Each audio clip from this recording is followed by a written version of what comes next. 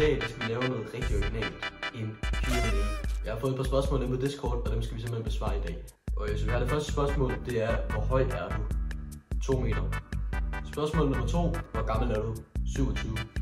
Spørgsmål nummer 3, kan du snakke spansk? Konnichiwa.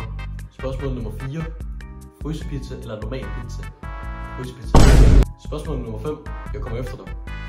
Shit. Spørgsmål nummer 6, kan du ikke lave dit profilbillede bedre? Hvis den her video får 10 likes, så opdaterer jeg mit profilbillede til en bedre version. Spørgsmål nummer 7, hvordan er det at være sådan en chill guy?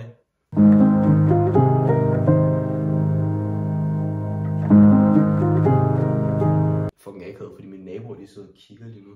Og sidste spørgsmål, hvordan har du det med at kun 20% af dem, der ser de videoer, rent faktisk er subscriber? Ja.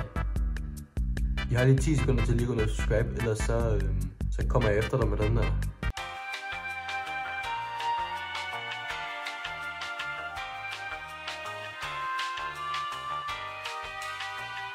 Det var simpelthen alle de spørgsmål for den her video. Men inden du lige klikker videoen, så vil jeg rigtig gerne takke jer, som har været inde og se min short, hvor at min mormor hun læser brainrotted ord op.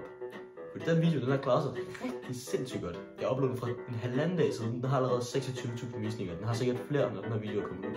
Og med det, så har den 470 likes. Så tusind tak for det. Og så den sygeste ting med det hele er, at jeg har fået 50 subscribers fra den video. Så nu er jeg altså oppe på 180 subscribers.